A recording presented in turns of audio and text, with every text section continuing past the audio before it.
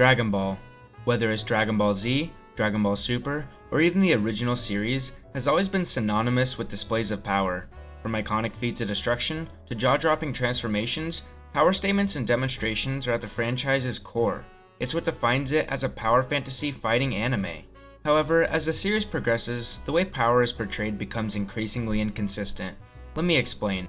From the start, we saw Goku and his allies demolishing rocks, buildings, landscapes, and even celestial bodies like moons.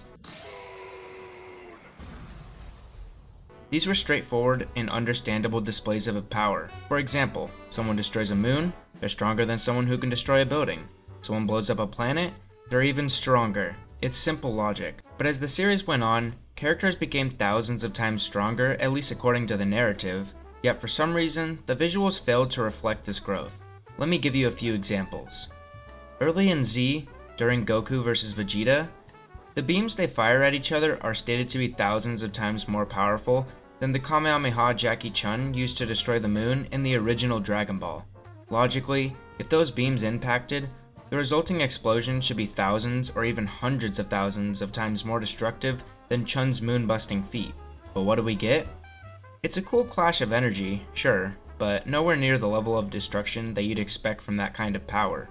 The Z examples could technically be explained away using some in-universe explanation, and there is plenty of these examples to be found, but where it gets absurd is the Dragon Ball Super examples, which is when this kinda becomes a glaring point. Let's take the Goku Black Saga as an example. The characters are throwing attacks with power levels supposedly capable of shattering timelines, yet the scenery barely changes, cities are still standing, and the earth is somehow still intact. Or what about the universal light pole scan from the manga? The idea that an ordinary light pole could withstand Goku or Zamasu's attack is absurd, yet here we are. Then there's Dragon Ball Super Broly. At this point, Goku and Broly are millions, if not billions of times stronger than they were in early Z. Yet when Goku gets slammed into a block of ice, it doesn't just shatter beyond his face shape, not only that, but it seems to hurt him. So does this mean that ice is somehow universal level? And let's not forget Broly firing off massive ki attacks across the planet. These attacks are thousands of times stronger than anything needed to destroy Earth, yet the planet doesn't explode. It does take noticeable damage, but not nearly what it should. It should literally explode on impact. The inconsistencies continue with Dragon Ball Superhero. Take Cell Max for example. He's a character whose power level should easily let him blow up planets without even trying. Yet, he's spamming Ki Blast everywhere, and the Earth is still standing. Now, there's an in-universe explanation for some of these examples, and it's ki control. Characters are supposedly able to focus and contain their power into precise attacks, preventing unnecessary destruction. But, let me ask you this. Do you really think characters like Broly or Cell Max, two roid-raging maniacs, are using ki control? These are guys who could accidentally destroy space-time itself without even trying, yet we're supposed to believe that they're holding back enough to avoid damaging the planet? Yeah, no.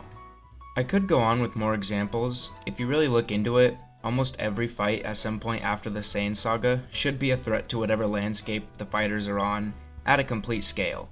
But the reality is, these inconsistencies exist because of narrative convenience. If every fight past the Saiyan saga resulted in planets being destroyed with every little ki blast, it would ruin the stakes and make the series hard to follow.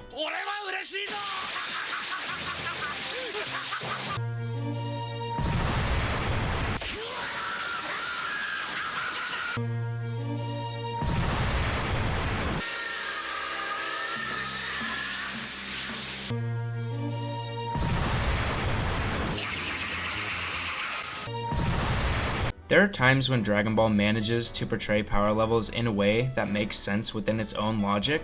For example, the Gogeta vs Broly fight in the movie, where their power levels are so immense that they literally shatter dimensions. But even moments like that only highlight how inconsistent the rest of the series is. If Broly and Gogeta can break dimensions, why can't Broly himself blow up even a planet?